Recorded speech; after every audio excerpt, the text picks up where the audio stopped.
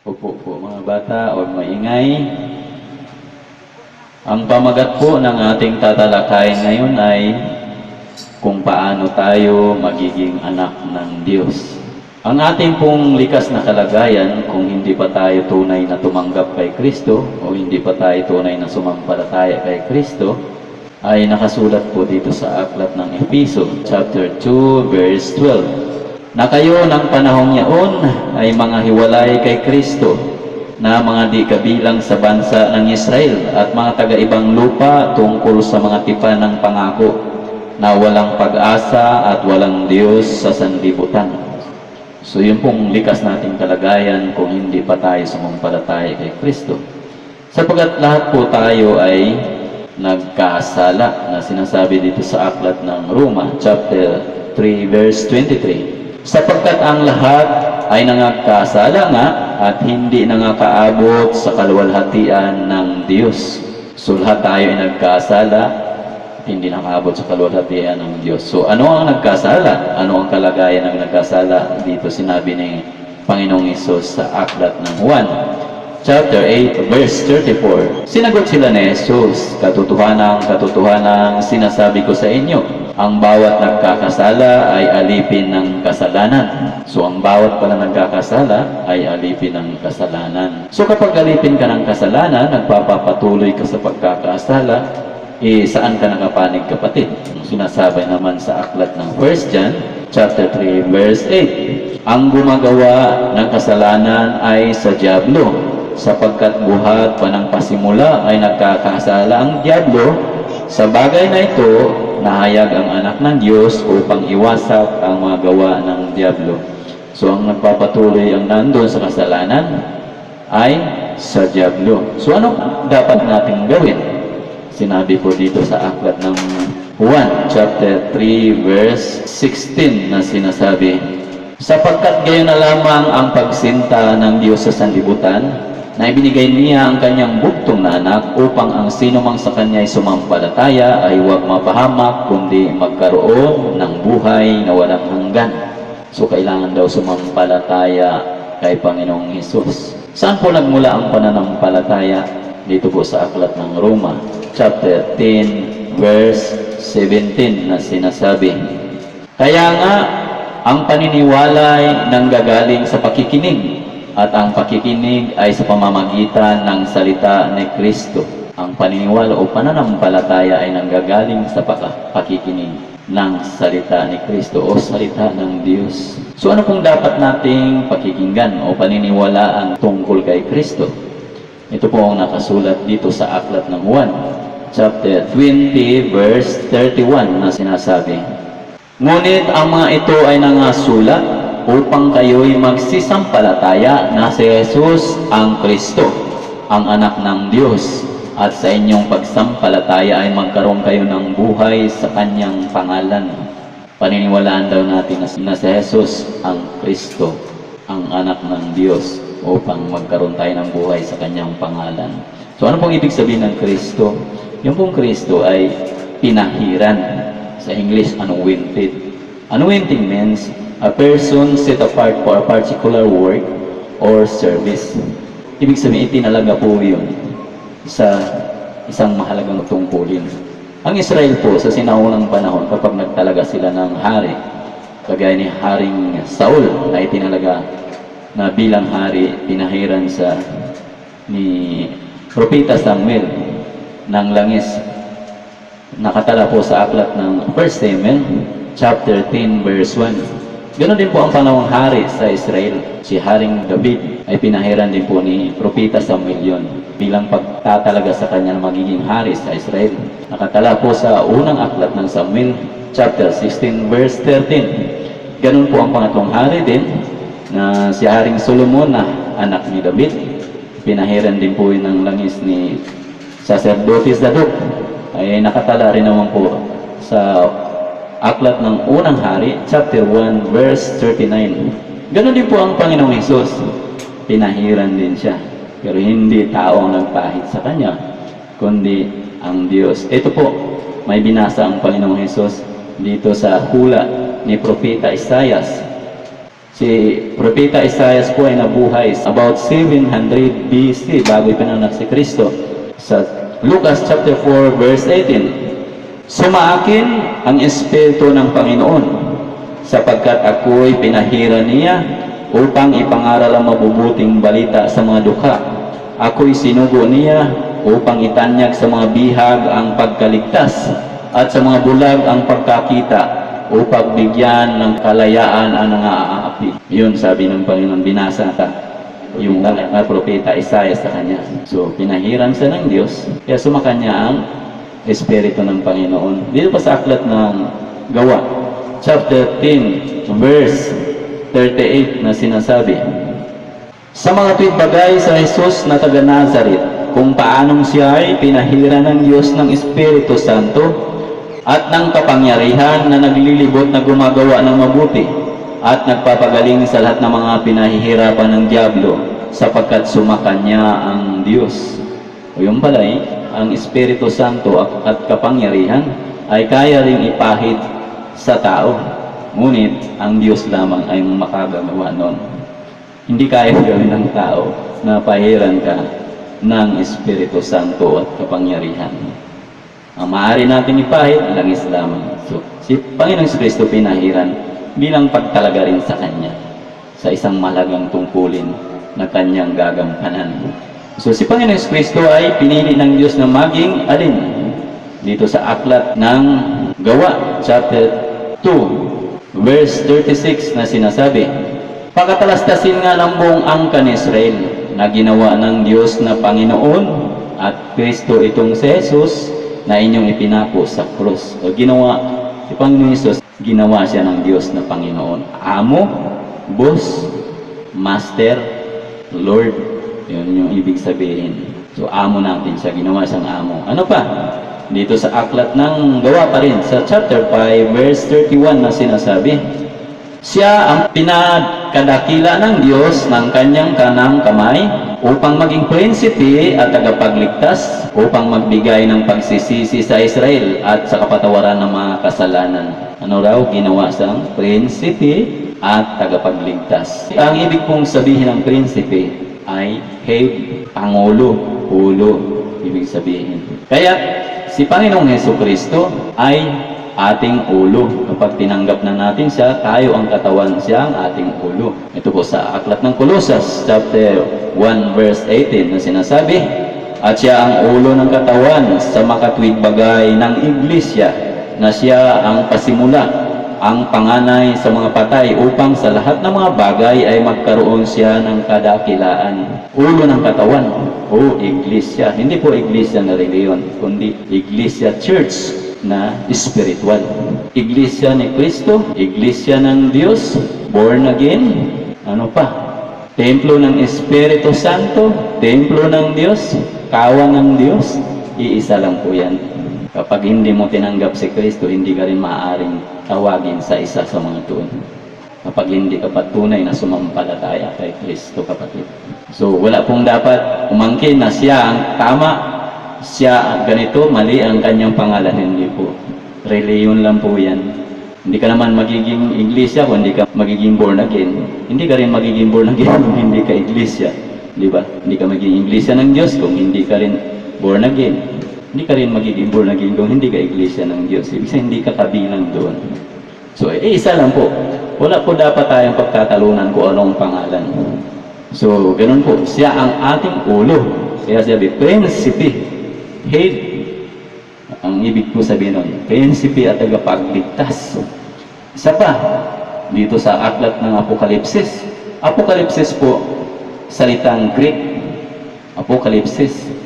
Sa Filipino, pahayag. At sa English, revelation.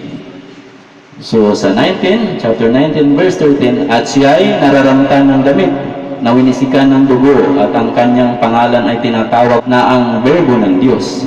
Sa 16, "At siya ay mayroong isang pangalang nakasulat sa kanyang damit, at sa kanyang hita, Hari ng mga hari, Panginoon ng mga Panginoon." Si Berbo pala, o si Kristo, siya yung Hari ng mga hari, Panginoon ng Panginoon, Hari. At dito pa sa aklat ng Mateo, chapter 28, verse 18 na sinasabi, At lumapit si Jesus sa kanila at sila'y kanyang kinausap na sinasabi, ang lahat ng kapamahalaan sa langit at sa ibabaw ng lupa ay naibigay na sa akin. Ibig sabihin pala, si Panginoong Jesus ang namamahala ng langit at ng lupa. Siya yung ating amo, Panginoon, Lord, Master, Boss, isa lang po yan. So, kaya nga kailangan luluhod ang lahat ng tuhod sa pangalan ng Panginoong Jesus sapagkat siya ang ating Panginoon, Amo, Boss, Master. Ito sa aklat ng Filipos chapter 2 verse 10 to 11. Upang sa pangalan ni Jesus ay iluhod ang lahat ng tuhod na nangasa langit at nangasa ibabaw ng lupa at nangasa ilalim ng lupa, at upang ipahayag ng lahat ng mga dila na si Jesucristo ay Panginoon sa ikalulalhati ng Diyos Ama. Yun, kaya luluhod sa langit, sa lupa at sa ilalim ng lupa. May manangatira pa ron, kapatid. Yun ay spiritual. Hindi na katulad natin. Pero luluhod din sila. Yung mga anghel sa langit, luluhod din sa kay Panginoon Hesus. Sapagkat siya ang pinamahala ng kanyang Ama. Sa langit at sa lupa at sa ilalim ng lupa, pinamahala sa Kanya. Siya ang ating amo. Kaya, kung tatanggapin natin ang Panginoong Hesus, na siya nga ang ating amo, gagalangin natin siya. Sapagkat, hindi naman natin siya maaring takasan. Hindi natin siya maaring iwasan o di kaya dayain. Lulukuhin, nasasabihin, Lord, ginawa ko yung mga kagustuhan mo, ginawa ko yung iniutos mo, kahit hindi mo ginagawa.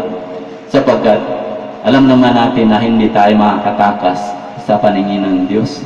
Dito nga sa aklat ng Jeremias, chapter 23, verse 23 hanggang 24 na sinasabi, ako bagay Diyos lamang sa malapit, sabi ng Panginoon, at hindi Diyos sa malayo.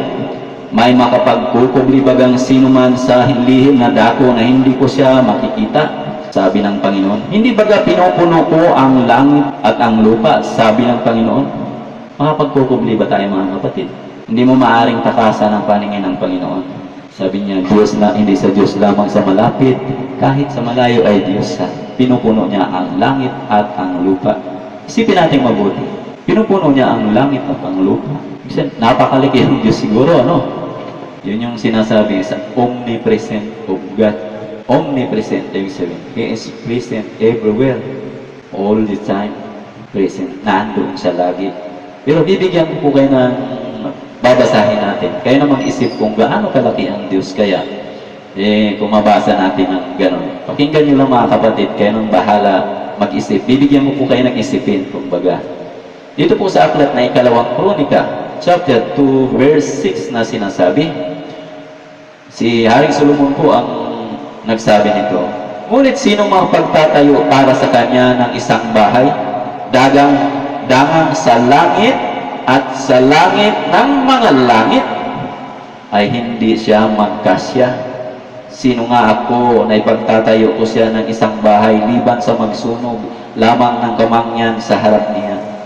Biro mo, di raw sa kasa sa langit at sa langit ng mga langit. Ilan kaya yun? Parang 4 o more than 4. Hindi natin pero bala na kayo mag-isip, mga kapatid, hindi raw kasya sa roon. Maraming langit na binanggit pero hindi kasya raw ang Diyos, sabi ni Haring Solomon. Pero dito sa aklat na ikalawang Korinto, mayroong sinasabi sa Apostol Pablo na 3 langit, sinasabi niya. Sa chapter 12, verse 2, na sinasabi na ikalawang Korinto, nakikilala ko ang isang lalaki kay Kristo na mayroon ng 14 na taon. Maging sa katawan, ewan ko. O maging sa labas ng katawan, ewan ko. Diyos ang nakakaalam, na inagaw hanggang sa 3 langit. Kasi may binabanggit sa Apostol Pablo na 3 langit. Kaya lang dun sa binasa natin sa ikalawang Kronika, chapter 2, verse 6, parang marami ang langit, ano? Pero, kaya na mag-isip, mga kapatid, basta sabi ni Haring Solomon, hindi raw kasya doon ang Diyos sa mga langit na yun. Ano kaya kalaki, ano? Bahala na kayo. So, ganoon, hindi tayo makakatakas, mga kapatid. Sabi nga, hindi ako Diyos lamang sa malapit, kahit sa malayo, pinupuno ko ang langit at lupa. That is the omnipresent of God. So, dito po sa aklat ng Hebreo, chapter 4, verse 13 na sinasabi, at walang anumang nilalang na hindi nahayag sa kanyang paningin. Ngunit ang lahat ng mga bagay ay hubad at hayag sa harapan ng mga mata niyong ating pagsusulitan. Parang hubad ka lang sa harapan ng Diyos. Kumbaga, nakikita ka. Hindi ka maaaring tumakas, kapatid. Alam niya na nandiyan ka kung anong ginagawa mo. Hindi ka sabihin, Lord, sinusunod ko yung ginaniutos mo sa akin. Hindi totoo yan, kapatid. Sapagkat nakikita ng Diyos. Hindi mo maaaring lukuhin ng Diyos. Ito pa sinabi pa ni Haring David sa aklat ng awit 139 chapter 11 hanggang 12 na sinasabi, kung aking sabihin, tunay na tatakpan ako ng kadiliman at ang liwanag sa palibot ko ay magiging gabi. Ang kadiliman man ay hindi magkukubli sa iyo, kundi ang gabi ay sumisilang na parang araw. Ang kadiliman at kaliwanagan ay magkapares sa iyo. Sabi ni Haring David, hindi ako makapagtago sa iyo, Panginoon. Kahit dilim at liwanag, parehas lang sa iyo, nakikita talaga ako. Kaya hindi tayo maaaring makatakas sa Diyos. Kahit sa dilim mo man gawin ang kalukuhan mo, nakikita ka ng Diyos. Walang takas, kapatid. Kaya kung tunay mo tinanggap si Kristo, gagalangin mo siya. So, hindi mo nang pwedeng dayain. Diba? Sa lahat ng oras, gagawin mo ang mabuti. Kaya nga, sinabi dito sa Colossus chapter 3, verse 17 na sinasabi, ano mang inyong ginagawa sa salita o sa gawa, gawin ninyong lahat sa pangalan ng Panginoong Hesus, na nagpapasalamat kayo sa Diyos sa pamamagitan niya. Kaya, lahat mong ginagawa sa pangalan ng Panginoong Hesus, may gagawin ka bang hindi maganda o mali, kapatid? May gagawin ka bang kalukuhan sa pangalan ng Panginoong Hesus? Kung tinanggap mo na si Panginoong Hesus, na iyong Panginoon na among Ghost Master, Hari, tagapagligtas, diba? Kaya hindi mo na siya dadayain, hindi mo maaring dayain ng Panginoon, kapatid. Kahit ang ating pag-iisip ay alam ng Panginoon kung ano ang ating iniisip. Dito pa rin sa aklat ng awit 139, verse 2. Si Haring David ang nagsabi, iyong nakikilala ang aking pag-upo at ang aking pagtindig. Iyong nauunawa ang aking pag-iisip sa malayo. Naunawaan ng Diyos ang ating pag-iisip sa malayo lang siya. Alam niya kung anong iniisip mo. Ano bang takas mo roon? Hindi mga kapatid, dito pa sa Hebreo, chapter 4, verse 12 na sinasabi, sapagkat ang salita ng Diyos ay buhay at mabisa at matalas kaysa alinmang tabak na may dalawang talim na bumabaong hanggang sa paghihiwalay ng kaluluwa at espiritu, na mga kasukasuhan at ng utak at madaling kumilala ng mga pag-iisip at mga haka ng puso. Kilalang kilala, ano bang nasa isip mo? Ano bang iniisip ng puso mo? Ano bang gustong gawin ng puso mo? Alam ng Diyos lahat yan. Kaya hindi natin maaari isang takasan o dayain, mga kapatid, kung tunay tayong sumasampalataya sa Kanya. Ito pa pala, dagdagan pa natin na hindi lamang siya namamahala, kundi mayroon pang karagdagan kung sino si Kristo. Dito sa aklat ng Juan, chapter 14, verse 6 na sinasabi, sinabi sa Kanya ni Jesus, ako ang daan at ang katotohanan at ang buhay. Sino man ay di makaparoroon sa Ama kundi sa pamamagitan ko. Ayun pala si Kristo, ang daan, ang katotohanan at ang buhay. Walang makakapunta sa Ama kung hindi sa pamamagitan niya. Kaya nandadaan tayo sa Kanya. Dito pa sa aklat ng unang Timoteo, chapter 2, verse 5 na sinasabi, sapagkat may isang Diyos at may isang tagapamagitan sa Diyos at sa mga tao, ang taong si Kristo Jesus. Nag-iisang tagapamagitan siya. Walang ibang namamagitan sa Diyos at sa tao, ang Panginoong Jesus lamang. At dito pa sa aklat ng Gawa, sa chapter 4, verse 10 and 12, na babasahin natin. Sa 10, talastasin ninyong lahat at ng buong bayan ng Israel na sa pamamagitan ni si Kristong taga Nazaret na inyong ipinako sa krus, na binuhay ng Diyos na mag-uli sa mga patay, dahil sa Kanya ay nakatindig ang taong ito sa inyong harap ng walang sakit. Sa 12, at sa kaninong mang iba ay walang kaligtasan, sapagkat walang ibang pangalan sa silong ng langit na ibinigay sa mga tao na sukat nating ikaligtas. Kung walang ibang pangalan, kapatid, na makapagligtas sa atin, may tatawagan pa ba tayong iba? Iba? Tatawag pa ba tayo kay Mama Mary o di kaya sa mga apostol o kanino kayong mga santo-santo. Maliligtas kaya tayo kung doon tayo tatawag, mga kapatid. Wala nga ibang pangalan, di ba? Kung walang ibang pangalan, wala nang iba. Wala nang pwedeng dagdag. Siya ang daan, ang katotohanan at ang buhay. Walang sino makakaroon sa mga kung hindi sa pamamagitan niya. At siya ang nag-iisang tagapamagitan sa Diyos at sa mga tao. Siya lang. So kung sasampalat tayo sa Kanya, mga kapatid, na siya ang Panginoon, prinsipe at tagapagligtas, prinsipe o di kaya head, ulo natin, tagapagligtas, hari, siya ang anak ng Diyos, nag-iisang tagapamagitan sa Diyos at sa tao, siya ang daan, katotohanan at ang buhay, siya ang namamahala sa langit at sa lupa at sa ilalim ng lupa. Kung sinasampalataya natin Panginoon na siya nga, tinanggap natin siya ng buong puso, na siya na ay magiging Panginoon natin, tayo na Kanya magiging alipin. Gagalangin natin siya, kapatid. Hindi tayo, kumbaga, aayaw, hindi tayo tatanggi kung ano yung inuutos ng Panginoon. Sapagkat, sinabi nga niya dito sa aklat ng Juan, chapter 10, verse 27, na sinasabi, dinirinig ng aking mga tupa ang aking tinig, at sila'y aking nakikilala, at sila'y nagsisisunod sa akin. Ang tunay na tupa ay nakikinig at sumusunod. Kilala sila ng Panginoon sapagkat sumusunod talaga ang tupa. Kung ikaw ay tunay na tupa, susunod ka sa Panginoon. Kung anong sasabihin niya, susundin mo, kapatid. Di ba? Kaya dapat sundin mo kung anong sinasabi. Ngayon, paano tayo mapabilang sa Kanya nga kung talagang tinatanggap natin siya na Panginoon? Ano unang dapat nating gawin? Sinasabi, itong pinaka-passes natin or pinaka-gate pass natin para dun makapasok sa kaharian ng Diyos. Kumbaga, ang pagsisisi, kapatid, ang kailangan. Ito'y utos ng Panginoong Hesus. Dito sa aklat ng Gawa, chapter 3, verse 19, na sinasabi sa pamamagitan ng mga apostol ay, kaya nga, magsisi kayo at magbalik loob upang mapawi ang inyong mga kasalanan, upang kung magkagayon ay magsidating ang mga panahon ng kaginhawaan mula sa harapan ng Panginoon. Ano ang utos? Mangagsisi. Mangagsisi kayo. Ayun, utos ng Diyos yan sa pamamagitan ng mga apostol. Ayun, mangagsisi.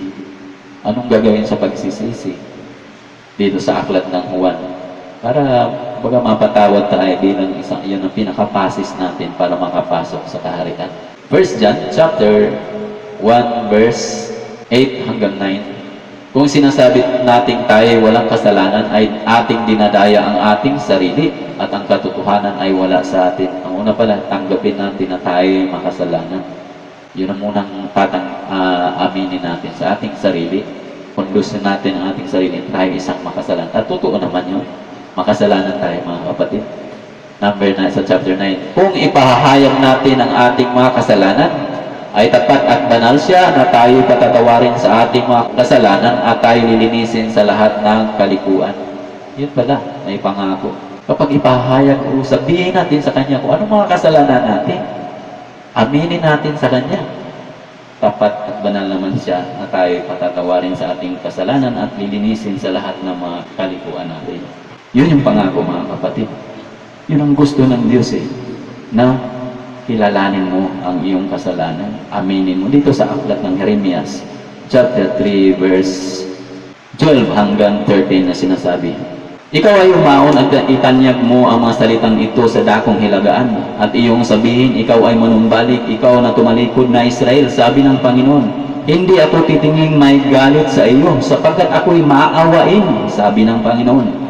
Hindi ako nag-iingat ng galit magpakailanman. Ganun pala, hindi pa naman gagalit talaga ng Panginoon, nagtatanim ng galit magpakailanman.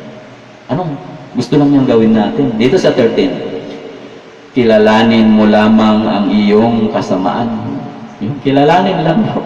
Aminin mo lang kung ano bang kasalanan mo. Kilalanin mo kung anong ginawa mong mali. Yun lang ang gusto ng Panginoon. Kilalanin mo lamang. na ikaw ay sumalangsang sa Panginoon mong Diyos at iyong ikinalat ang iyong mga kaugalian sa mga taga-ibang lupa sa ilalim ng bawat sariwang punong kahoy at kayo hindi nagsisunod sa aking tinig, sabi ng Panginoon. Kilalanin mo lang, yun ang gusto ng Panginoon. Aminin natin. Sapagkat alam naman ng Diyos yun. Hindi naman ibig sabihin, ang gusto ng Diyos, aminin mo dahil hindi niya alam.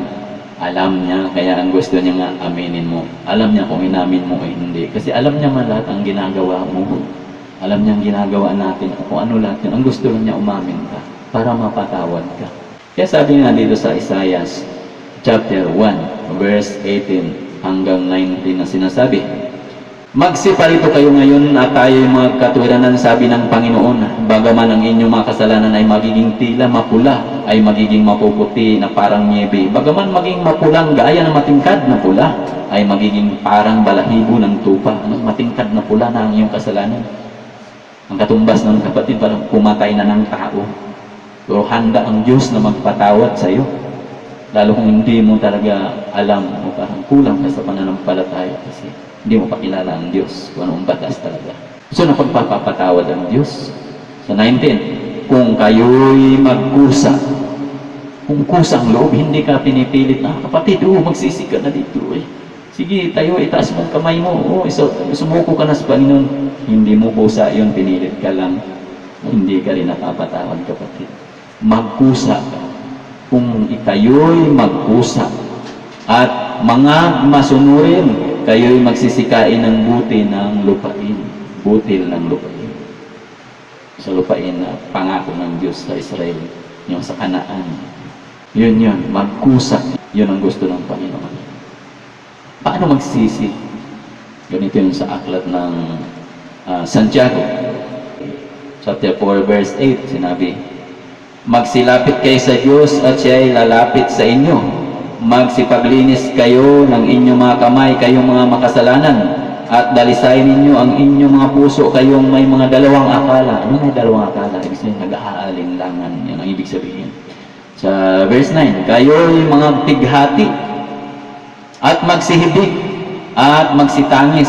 Inyong palitan ang inyong pagtawa ng paghibig, at ang inyong kagalakan ng kalumbayan. Pero mo, kayo'y magpighati, magsibig, parang may iyak yun eh. Magsitangis, alam niyo magsitangis, ang pagtangis, grabing iyak yun. Yung nanay na namatayan ng anak, unang lagot ang hininga ng anak, ang unang iyak yun. Yun yung tangis, ibang iyak yun. Pero iutos ng Panginoon kapag tayo nagsisisi, lumapit tayo sa Diyos na nagpighati, nagsibig, nagsitangis, inyong palitan ang inyong pagtawa ng paghibig at inyong kagalakan ng kalumbayan. Sa verse 10, mga pakababa kayo sa paningin ng Panginoon at Kanyang itataas kayo. Yun lang naman gusto ng pakumbaba ka sa Panginoon. Sino ba tayo? Diba? Mga nilikha lang tayo, nagmula sa lupa. Diyos ang gumawa sa atin. Siyang nagbigay sa atin ng buhay, hininga, kalakasan.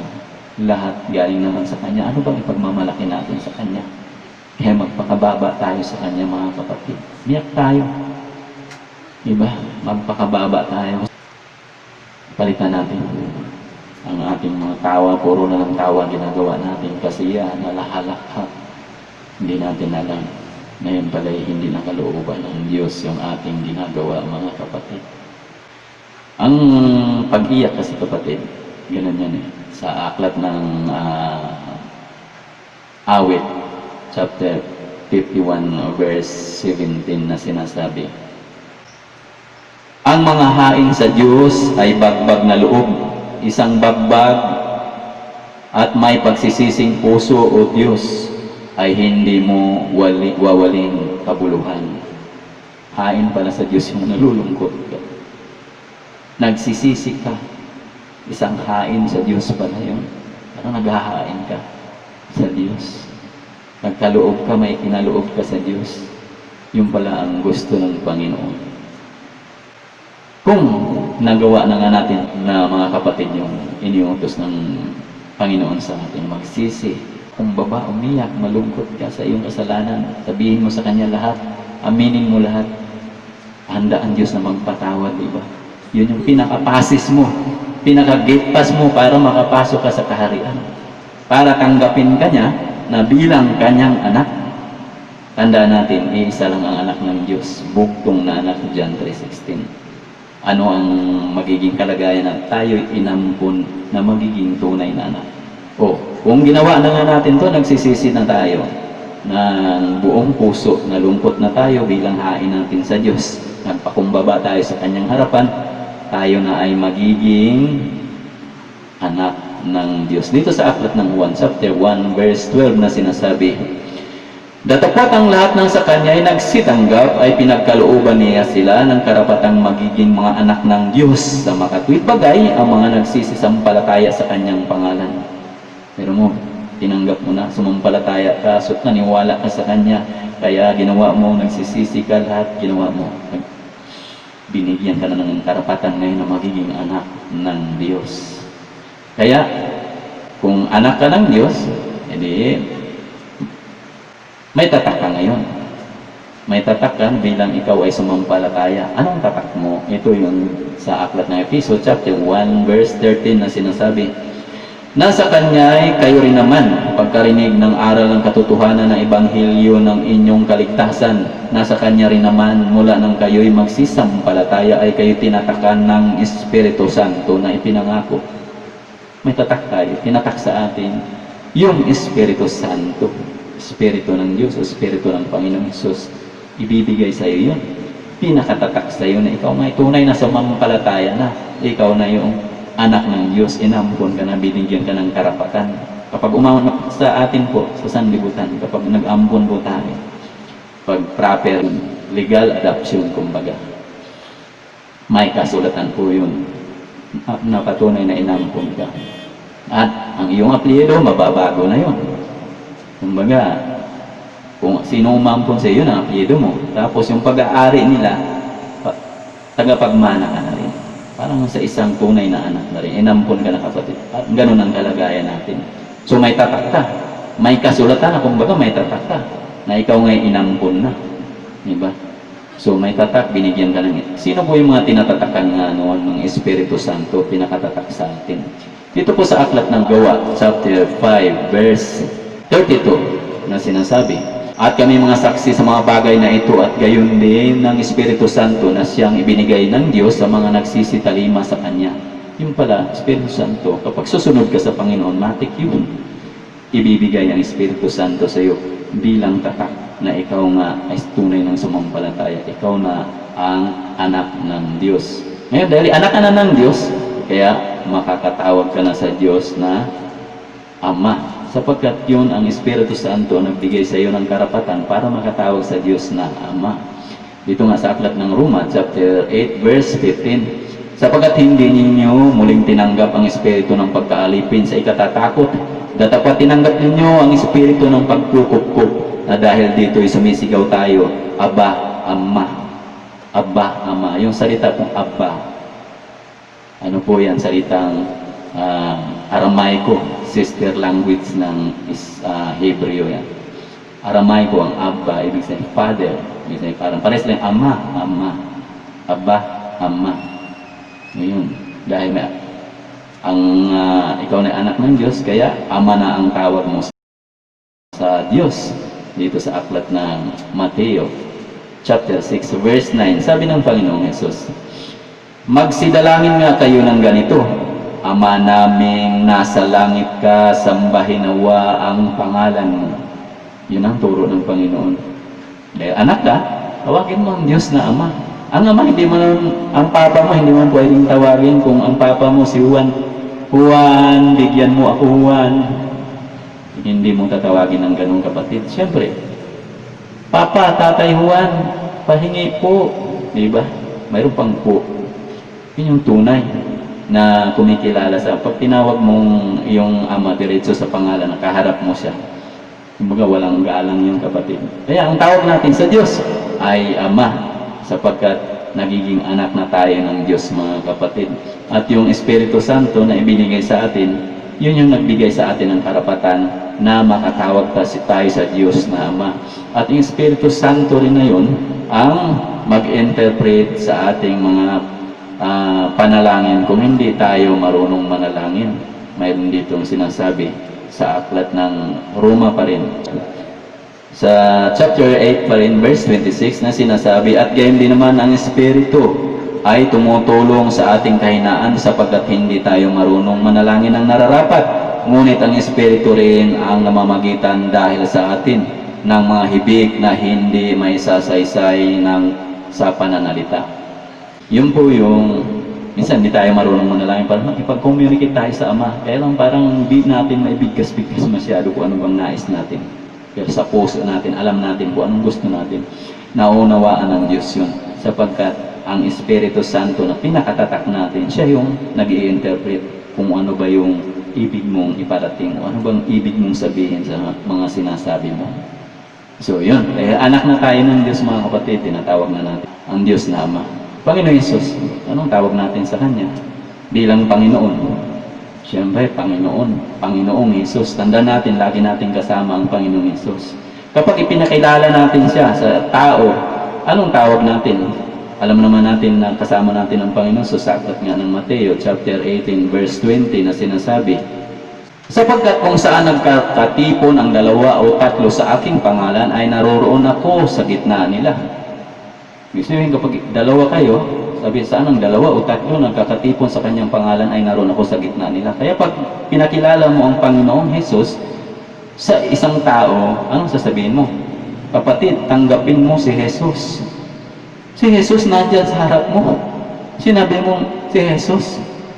Si kapitan mo kaya, ipakilala mo sa iyong kakilala. Sabihin mo, ay, ito si Pedro. Siya si Pedro, kapitan yan. Si Pedro yan. Hindi mo mabanggit-banggit kapag nasa harap mo ang kapitan. Sabi mo, ay, ito nga pala si Kap. O di kaya si Kagawad. Lalo na si Presidente. Hindi mo tatawag, uy, ito si Duterte, oh. Si Duterte nga pala. Hindi mo ma-introduce ganun kapatid. Lagi mo, ay, si Mr. President. Hindi kaya yung mga senador, si Honorable. Hindi mo mabanggit-banggit ang pangalan diretso kapatid. Pero si Panginoon Jesus, gano'n na lang, babanggitin ng mga mangangaral. Tanggapin mo si Jesus. Siya si Jesus. Walang galang. Akala mo kalibil niya, o di kaya akala mo kasing edad niya. Tandaan na natin ang Panginoong Jesus ay may pre-existence. Bago sa ipinanak, ay nandoon na siya. Siyang lumikha sa ating lahat. Siyang lumikha sa lahat ng bagay, nandoon na siya. At nung ipinanganak siya, nagsimula yung 1, nagiging 0 mula sa BC hanggang nagiging 0 ang taon. Tapos nagbilang ulit ng 1 nung ipinanak ang Panginoong si Kristo. Mula nung ipinanak si Panginoong si Kristo, ilang edad na niya hanggang ngayon? Buhay naman siya. Ang edad po niya dahil 2020 na po tayo ngayon, ibig sabihin 2,120 na ang kanyang edad. Pero ngayon, ang mga mangangaral, walang galang, akala nila kasing edad lang nila si Panginoong Jesus. Si Jesus, tanggapin mo, nandito si Jesus. I'm sorry, pero ako po'y nasasagwaan mga kapatid sa ganun. Panginoon ko yan, hindi ko maaring tawagin ng diretso sa ganung pangalan. Nahihiya ako sa Kanya, sapagkat kasama ko siya. Lagi niya ako nakikita, naririnig. Kaya nakakahiya naman sa Kanya na hindi ko siya gagalangin ng ganung kapatid. Hanggang dito na lang po muna. Marami tayong pag-uusapan, kaya lang napakahaba ang oras mo kapatid. Hindi na ipopost natin ito, napakahirap ipost sa YouTube. Pag ganun, pag mahaba masyado. Purihin natin ang Ama kapatid sa pamamagitan ng pangalan ng Panginoon. Purihin natin. Hallelujah!